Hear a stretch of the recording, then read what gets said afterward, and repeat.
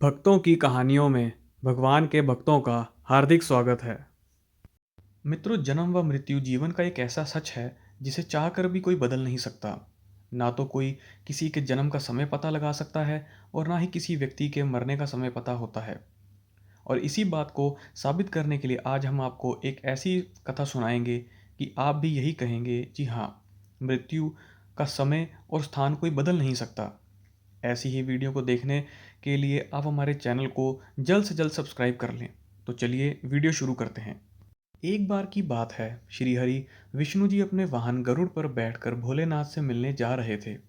कैलाश पहुंचकर श्री नारायण शिव जी से मिलने चले गए और अपने वाहन गरुड़ को द्वार पर रुकने को बोल दिया। अपने स्वामी की बात मानकर पक्षीराज गरुड़ द्वार पर ही रुक गए। तभी उनका ध्यान वहां बैठी छोटी सी चिड़िया पर गया। वो चिड़िया देखने में जितनी सुंदर थी उतनी ही फुर्तीली भी थी। उसकी हरकतें बार बार गरुड़ देव का ध्यान अपनी ओर खींच रही थी। पक्षीराज गरुड़ उसकी ओर देखते हुए मुस्कुराते रहे कि तभी वहां यमराज आ गए। अंदर जाने से पहले वह कुछ देर द्वार पर रुके और एक अलग ही अंदाज से उस छोटी सी चिड़िया को घूरने लगे। गरुड़ जानते थे कि यमराज का उस चिड़िया को इस तरीके से देखने का मतलब यही है कि उस चिड़िया का अंत निकट है। उन्होंने सोचा कि जरूर कैलाश से जाते समय उसे वह अपने साथ यमलोक में ले जाएंगे। मृत्यु के देवता धर्मराज जी शंकर जी से मिलने अंदर चले गए। लेकिन गरुड़ देव को यह चिंता सताए जा रही थी।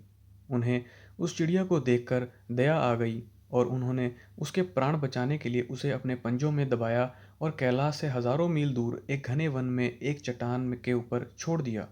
अब वो मन ही मन इस बात से बहुत प्रसन्न थे कि उस प्यारी सी चिड़िया के प्राण बच जाएंगे। पक्षीराज गरुड़ देव वापिस आए तो देखा कि धर्मराज कैलाश से वापिस जा रहे हैं। उनसे रहा नहीं गया और उन्होंने धर्मराज को रोककर पूछ ही लिया, प्रभु, आप उस छोटी सी चिड़िया को इतने गौर से क्यों देख रहे थे? जिस पर यमराज ने कहा, गरुड़, उस चिड़िया की मृत्यु निकट थी, लेकिन कैलाश में नहीं, यहाँ से काफी दूर एक स्थान पर होनी थी। मैं यही सोच रहा था कि छोटी सी चिड़िया उड़कर इतनी जल्दी हजारों मील दूर कैसे जाएगी, लेकिन अब वो यहाँ नहीं है, जिसका अर्थ यह है कि वो वहाँ पहुँच चुकी है जहाँ उसकी मृत्यु होना तय है। और अब तक तो उसकी मृत्यु हो चुकी होगी।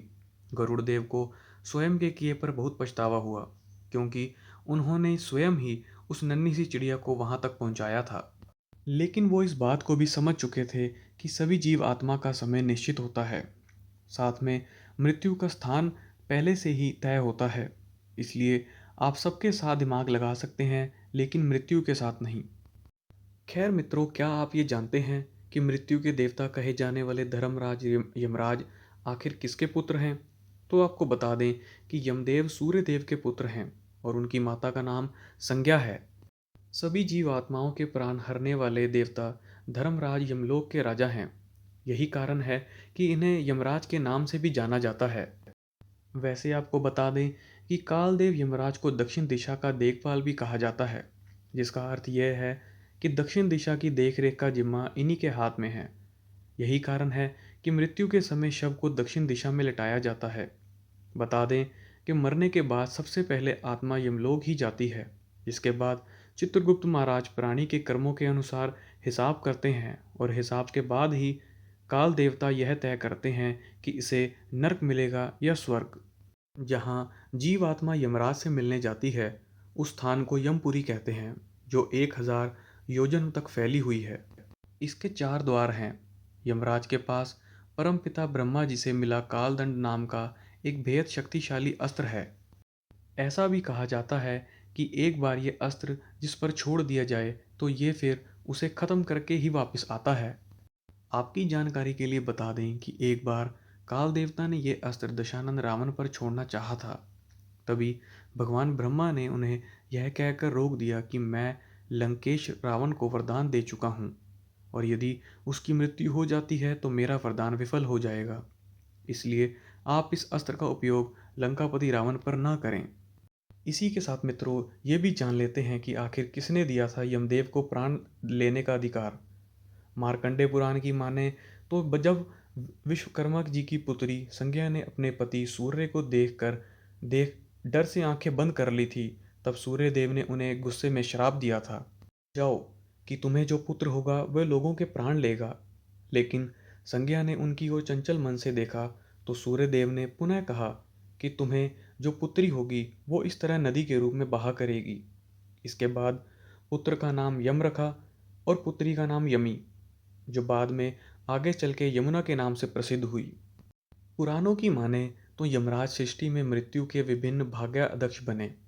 पूरे ब्रह्मांड में भौतिक शरीरों को खत्म करने के बाद उनकी आत्माओं को उनके शुभ व अशुभ कार्यों के अनुसार सही जगह पर पहुंचाने और शरीर के भागों को पंच तत्वों में विलीन करने के काम उन्हीं को मिले, जिसके कारण वो मृत्यु के देवता यमराज कहलाए।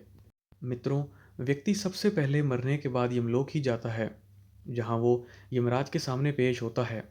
और यही कारण भी है कि वो धर्मराज के कि वो धर्मराज कहलाते हैं। ऐसा भी माना जाता है कि मृत्यु के समय यमराज के दूत ही जीवात्मा को लेने आते हैं और उनकी मदद से ही चित्रगुप्त ही लेखा जोखा करते हैं। तो मित्रों, आज हमने जाना कि मृत्यु को टाला क्यों नहीं जा सकता और यमदेव को आखिर किसने दिया प्राण लेने का अधिकार। आज की वीडियो में बस इतना ही।